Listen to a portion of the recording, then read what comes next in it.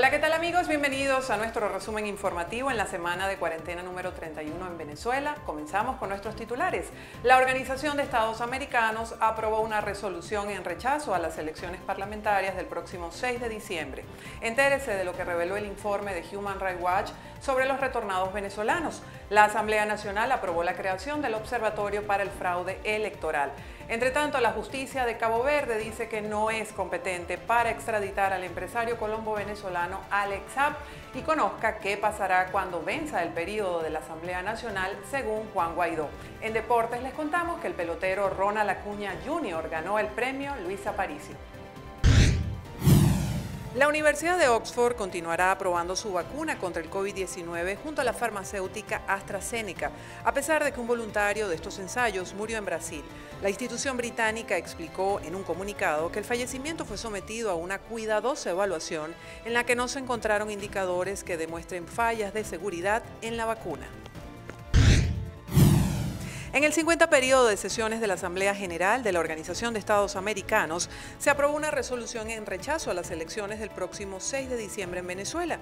Con 21 votos a favor, 4 en contra y 9 abstenciones, la Asamblea de la OEA aprobó una resolución en la que se establece la carencia de condiciones democráticas mínimas para garantizar elecciones libres, justas y transparentes en la República Bolivariana de Venezuela. Así lo manifestó la directiva del organismo multilateral. Estados Unidos, Panamá, Paraguay y Santa Lucía fueron algunas de las naciones que votaron a favor de esta resolución.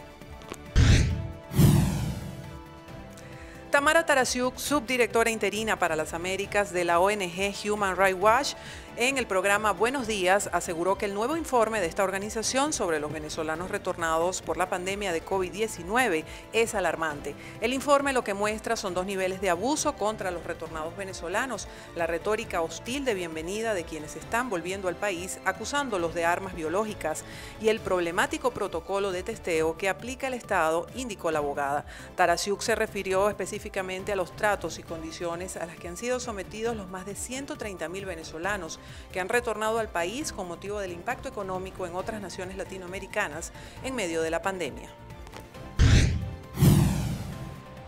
Saludos. Esta semana fue noticia en la ciudad capital que la Asamblea Nacional aprobó este martes la creación del Observatorio contra el Fraude Electoral de las elecciones parlamentarias convocadas para el 6 de diciembre por parte de la administración de Nicolás Maduro.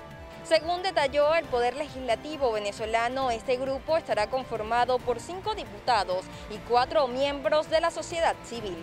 El observatorio tendrá el objetivo de recopilar y sistematizar todas las violaciones de las leyes electorales y la Constitución de manera que sea accesible para la comunidad nacional e internacional y que sirva de referencia para establecer la responsabilidad de dichas violaciones. Presentar a la opinión pública nacional e internacional toda la información sobre la violación de los derechos políticos y el secuestro del voto libre como mecanismo para reinstitucionalización del país. Trabajar de manera activa en la búsqueda de soluciones a la crisis institucional y la generación de mecanismos para buscar el efectivo ejercicio del voto libre en Venezuela. Asimismo, el presidente encargado Juan Guaidó y presidente de la Asamblea Nacional dio detalles de lo que sucederá para el 2021 con el Parlamento venezolano. El próximo 5 de enero de 2021 concluye el periodo de la Asamblea Nacional. Ante las elecciones parlamentarias convocadas por el Consejo Nacional Electoral de discutida legitimidad, el presidente encargado de Venezuela, Juan Guaidó, aseguró que luego de concluido el periodo, seguirán defendiendo la institucionalidad, la república, los ciudadanos y lo que derive de la consulta popular, ante el intento de fraude de la administración de Nicolás Maduro. Asimismo, aseguró que para lograr la salida de Nicolás Maduro hay que concretar las herramientas de la consulta popular, la protesta ciudadana y las sanciones y presiones internacionales. También fue noticia durante esta semana el informe por parte del Observatorio Venezolano de Prisiones, quien detalló que entre enero y septiembre de 2020 han fallecido más de 300 personas en las cárceles venezolanas. Carolina Girón, directora del Observatorio Venezolano, aseguró que entre enero y septiembre de 2020 se duplicaron la cantidad de muertes en comparación con el año pasado, con un total de 314 fallecidos en las cárceles de Venezuela.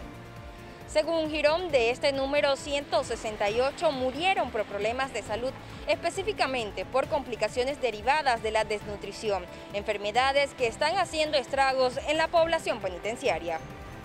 Al encontrarse en cuadros de desnutrición, es normal que los presos se contagien de tuberculosis, por ejemplo, enfermedad que se agrava por la falta de atención, aseguró la presidenta.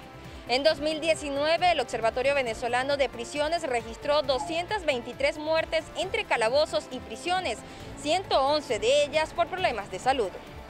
Con respecto a las ubicaciones de los fallecidos, 218 presos perecieron en cárceles, mientras que 96 fallecieron en calabozos policiales.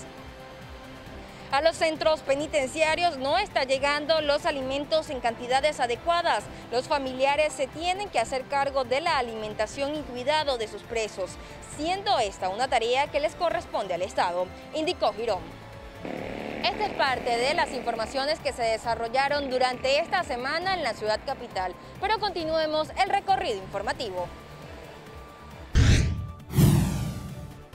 En relación a las noticias más destacadas de la semana, podemos mencionarles que las principales agencias bancarias lucieron repletas de ciudadanos quienes esperaron la semana de flexibilización para realizar sus actividades en el banco.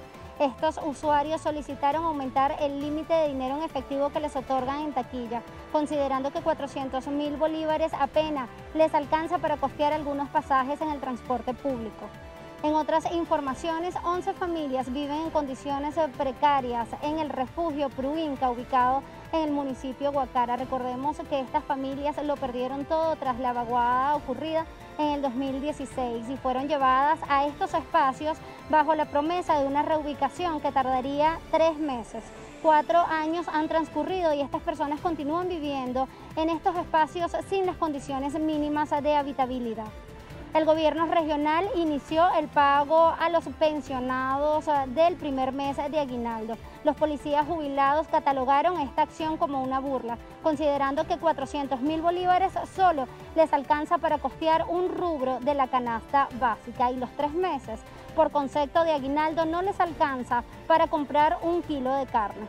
En otras informaciones, los docentes salieron a la calle exigiendo mejores condiciones laborales y salarios ajustados a la realidad del país. Con esta información despedimos este contacto desde el estado Carabobo. Los invitamos a ver qué ocurrió en el resto del país. En el estado Lara, el alumbrado de las plazas públicas con motivos navideños generó malestar en la población, pues los cortes eléctricos han empeorado. El estado Lara viene con fallas eléctricas desde el año 2019, cuando hubo el apagón que dejó a Venezuela sin luz durante 5 días. Y ahora con este alumbrado de estos lugares de esparcimiento, los cortes eléctricos pueden superar las 8 y 10 horas diarias.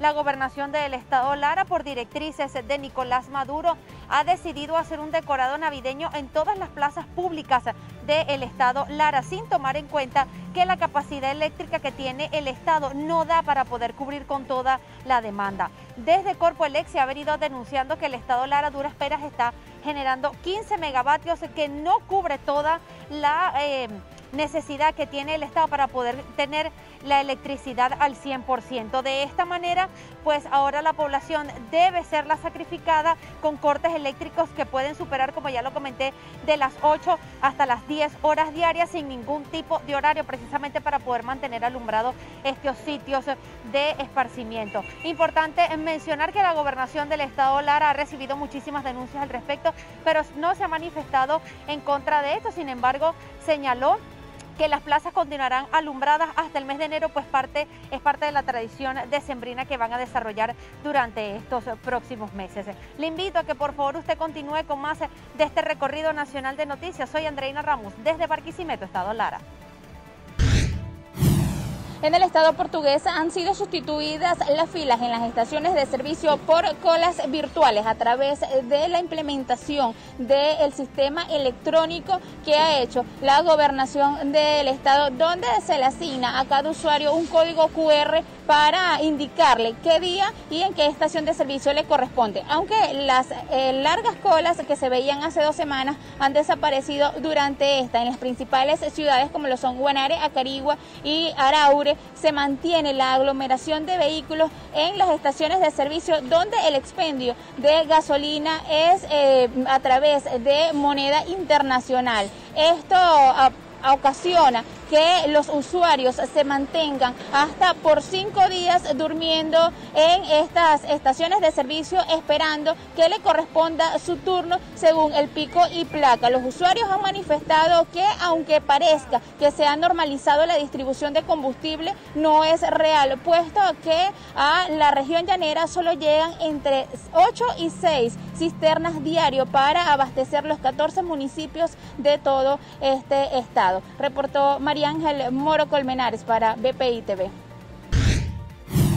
Fue noticia en el estado Trujillo durante esta semana las manifestaciones pacíficas exigiendo la remuneración de sueldos y salarios por parte del gremio de la salud, entre ellas las trabajadoras y trabajadores de enfermería, quienes mostraron su realidad, cómo llegan hasta los centros de trabajo. Las presiones que reciben por parte del patrono por no tener transporte le han suspendido sus sueldos y salario. Indica que están allí por pasión y vocación al servicio de ayudar a aquellas personas que llegan en busca de salud. Ellas exigen al ministro de la Salud que les reivindique sus sueldos y salarios para poder continuar brindando los servicios. Por otro lado, también de nuevo el magisterio salió a la calle a exigir lo que son los sueldos y salarios. Estos docentes, profesores y maestros hacen lo que pueden desde cada uno de sus espacios. Están también atendiendo, a pesar de todo, a los alumnos a distancia sin tener las herramientas tecnológicas necesarias. Indican que no cuentan con un salario digno para poder cumplir las necesidades de su núcleo familiar, entre ellos lo que serían los gastos que se vienen por la época decembrina. Es el llamado que realizan estos gremios desde el estado Trujillo, reportó Mayra Linares de BPI TV. Gracias por el contacto. Dentro de las noticias más resaltantes durante esta semana, en el estado Monagas no cesan las protestas por parte de los habitantes ante la falta de gas doméstico. Ellos decidieron salir a las calles y cerrar calles y avenidas principales, no solo en Maturín, capital de este estado, sino en el resto de los municipios. Explican que es la única manera de obligar a las autoridades a ofrecer una respuesta inmediata ante esta situación. Ante esto, la gobernadora del estado resaltó que solamente podrá resolver el problema de gas doméstico hasta el mes de diciembre y los habitantes aseguran que no pueden continuar esperando, por lo que continuarán las protestas. Es importante mencionar que se registraron aproximadamente 9 protestas diarias en diferentes sectores de esta ciudad. Ante esta información, las autoridades explican que la población debe calmarse. Sin embargo, el llamado a la calma no fue atendido por parte de los habitantes, quienes aseguran que han tenido que improvisar fogones para poder cocinar y muchos de ellos no tienen para poder comprar una cocina eléctrica, y los que la tienen no pueden utilizarla, pues también se han presentado fallas en el servicio eléctrico. Aseguran que se trata del colapso de todos los servicios públicos. Desde el estado Monagas reportó Mariana González Latuz, Noticias BPI TV. Desde el estado Sucre, lo más destacado durante esta semana continúa siendo la alerta que se mantiene en diferentes organismos ante la inclinación peligrosa que maneja el buque tanquero Navarima, anclado en el eje de la zona de Paria, en esta región del oriente venezolano. Durante esta semana, diferentes representantes de la Asamblea Nacional del estado Sucre alertaron que ya se mantienen en conversaciones con embajadas cercanas de países cercanos que también se pudieran ver afectados si se derraman 1.300.000 barriles de petróleo en esta zona del eje de Paria fronterizo con Trinidad y Tobago y otras islas del Caribe. También se mantienen en la alerta los diferentes movimientos protectores del medio ambiente debido al desastre natural que se podría emanar del derramamiento de este crudo en esta zona pesquera del estado Sucre. Son más de 10 especies en peligro de extinción que se encuentran a la deriva ante la falta de respuesta por parte de las autoridades regionales y la celeridad de la respuesta que se le pudiera dar para evitar un mayor desastre con este buque anclado en el estado Sucre. Desde la ciudad de Cumaná, Venezuela, Ariana Ágreda, BPI TV. Durante esta semana fue noticia en el estado Zulia la convocatoria de calle que mantienen activa los docentes de la región, donde exigen calidad de vida y condiciones laborales. Indican que sus salarios mensuales no superan el dólar, con lo que no pueden comprar ni siquiera un kilo de alimento. En otras noticias tenemos el retraso que se registra en las jornadas de cedulación que se están llevando a cabo en 4 oficinas de identificación en el estado Zulia, mientras que en la ciudad de Maracaibo, en la oficina de Vallefrío, las personas indican que deben de pernoctar y pasar una odisea en esa oficina para ver si pueden contar con el documento de identificación. Hasta el momento, las personas que se cedularon el día lunes no les ha sido entregado el documento de identificación. Es la información que podemos aportar desde el estado Zulia y fue lo más relevante durante esta semana. Esta semana en el estado Guárico marcó pauta el tema económico, y es que la Cámara Municipal en el municipio Juan Germán Rocio Nieves pretende aprobar el cobro de los impuestos anclados al petro, situación que además de afectar a los contribuyentes en general, también afecta al sector comercio e inmobiliario, por lo que la Cámara de Comercio en esta zona llanera del país rechaza esta medida. Hay cosas como, por ejemplo, ponen en iguales condiciones el costo de una parcela en Valle Verde que en la Plaza Altamira de Caracas. No es posible que un maestro, un profesor, que no llega a ganar $10 mensuales, tengan que pagar 100 por la casa donde vive, de impuesto a la propiedad. De momento, el cobro de los tributos se mantiene en discusión. La Cámara de Comercio en el municipio Juan Germán Rocio Nieves ha entregado una propuesta para que sean aprobados. También podemos destacar que durante esta semana el sector docente también se activó nuevamente a las calles, esto en protesta exigiendo contratación colectiva y además mejores salarios. Con esto los invitamos a que continúen disfrutando de nuestro resumen semanal. Amigos de BPI TV, durante esta semana la noticia más destacada para el estado de Mérida ha sido la reactivación del sector turismo, en lo que ha sido pues este anuncio no solamente del sector turismo, sino de diferentes sectores que van a permitir ciertas actividades que se basan en el motor principal de la economía merideña, como lo es los hoteles, también diferentes parques, además de algunas actividades.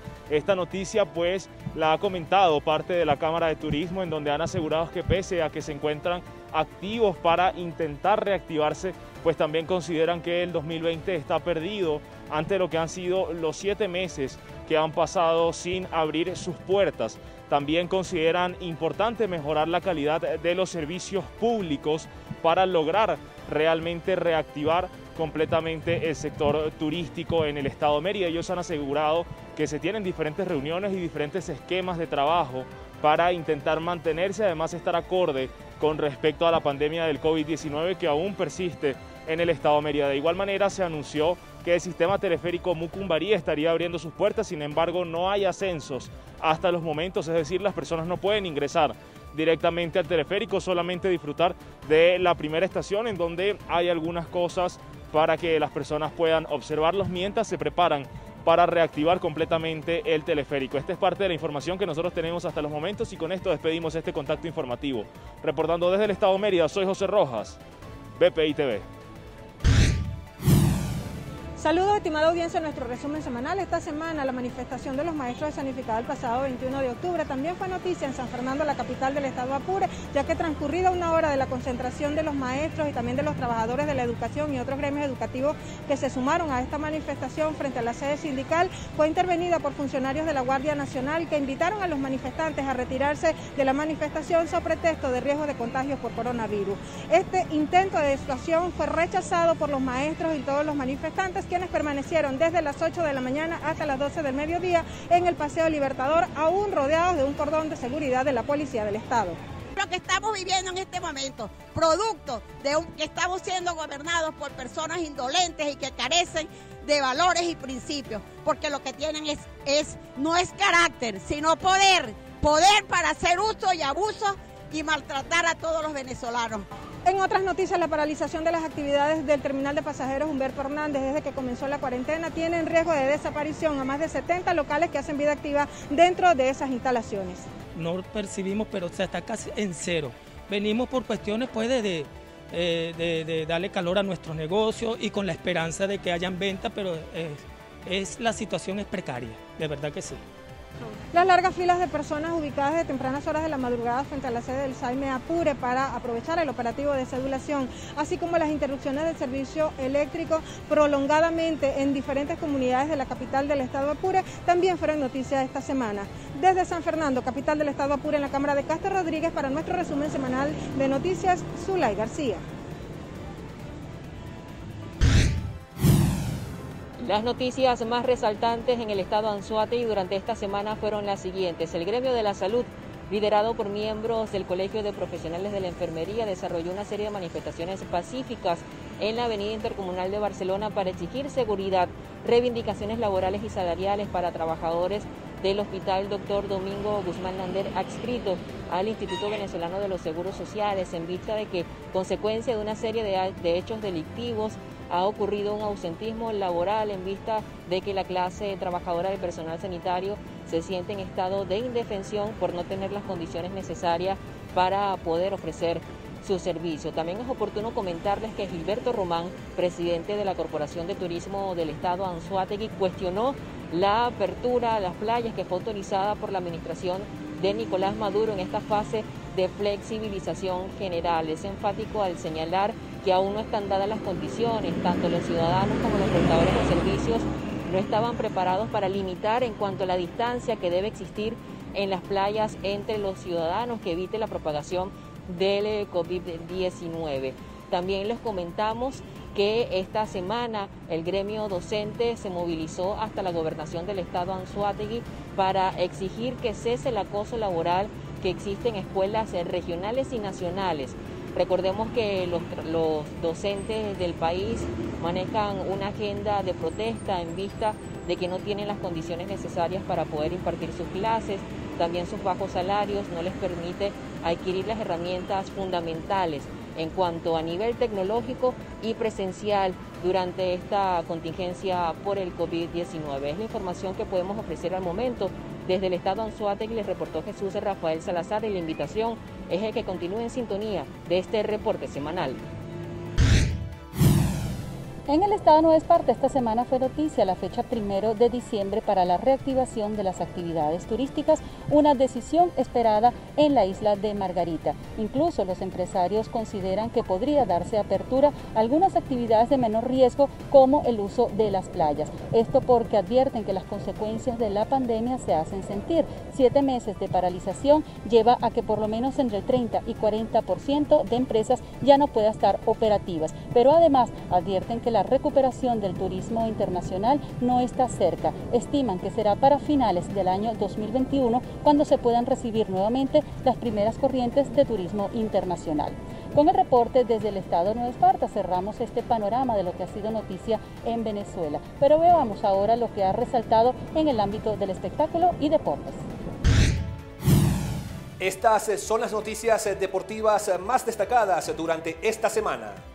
Empezamos hablando de fútbol porque esta semana comenzó la temporada 2020-2021 de la UEFA Champions League, donde el actual campeón, el Bayern Múnich, inició con goleada al vencer 4-0 al Atlético de Madrid, donde milita el delantero uruguayo Luis Suárez, que ha sido víctima en par de oportunidades del equipo bávaro. Por su parte, el Barcelona inició con buen pie al golear al Ferencváros de Hungría 5-1 en un gran partido donde los juveniles sacaron la cara por el club azulgrana. Finalmente, el Real Madrid no pudo con el brasileño Shakhtar Donetsk. Decimos brasileño por la gran cantidad de jugadores de este país que tiene el equipo ucraniano, que venció al conjunto merengue 3-2 en el mítico estadio Alfredo Di Stéfano de la ciudad de Madrid, en Valdebebas.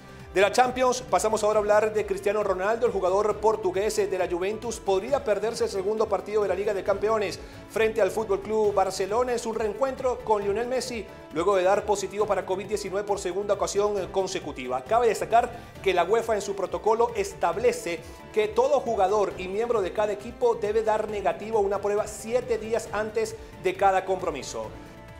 De la noticia de Cristiano Ronaldo pasamos ahora a hablar de la NBA porque la Liga, en conjunto con la Asociación de Jugadores, podría permitir el consumo de marihuana a partir de la próxima temporada del mejor baloncesto del mundo. Esto después de que los jugadores durante la burbuja de Orlando se relajaran y consumieran más marihuana de lo normal y evitar así una suspensión de 5 compromisos. Hay que recordar que el reglamento establece que si un jugador da positivo en 3 pruebas consecutivas, se tiene que estar suspendido por 5 encuentros. La NBA hasta los momentos era la única liga profesional de Estados Unidos que penalizaba el consumo de marihuana. Acaba de mencionar que la MLB y la NHL ya permite el consumo en cada uno de sus jugadores.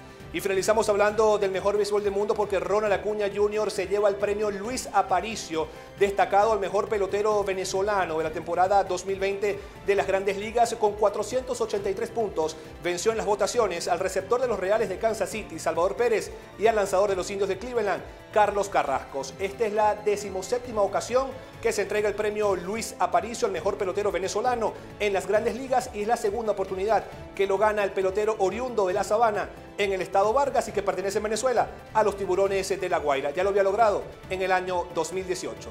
En deportes desde Caracas, Venezuela, para BPI TV, Wilder Delgado. Es un placer para mí saludarlos e invitarlos a conocer las noticias más importantes del mundo del espectáculo de esta semana. Iniciamos con las noticias más destacadas del mundo del espectáculo y es que los tan esperados premios Billboard, producción multitudinaria y con un público en vivo a pesar de la pandemia. El evento tomó lugar el BB&T Center en Florida, Estados Unidos. La conducción estuvo a cargo de la venezolana Gaby Espino, donde lució segura, hermosa y con una energía increíble. La fiesta inició con la presentación del colombiano Maluma con su hit mundial Hawaii. Los hermanos Jesse y Joy también se hicieron presentes en la celebración con su tema Love es nuestro idioma. La leyenda Wisin y Yandel se llevaron el galardón de mejor grupo o dúo del año. Las presentaciones no pararon en la noche, le tocó el turno a los puertorriqueños Luis Fonsi y Farruko con su reciente tema Perfecta, canción que puso a bailar a todos los presentes. Posteriormente se subió al escenario Carlos Vives con su presentación que ha sido catalogada como una de las mejores. Además, Carlos recibió el premio Salón de la Fama. Haciendo un corto paseo por las premiaciones, debemos mencionar que Enrique Iglesias fue galardonado como artista top latino de todos los tiempos. El reggaetonero Sesh se alzó como artista del año, Daddy Yankee y Snow con canción del año por Calma, Pedro Capó y Farruko se llevaron canción Latin Pop del año y el bachatero Romeo Santos ganó álbum de la década por su Fórmula 1 Volumen 2. Espero que se hayan disfrutado tanto como yo estos premios Billboard dedicados a la música latina 2020. Gracias por acompañarnos desde Caracas, Venezuela, Jonathan Olivares. Los invitamos a conocer los detalles de todas estas informaciones en nuestra página web www.bpitv.com y a través de todas nuestras redes sociales. Yo soy Mónica Velot, un gusto que nos hayan acompañado, los espero la próxima semana.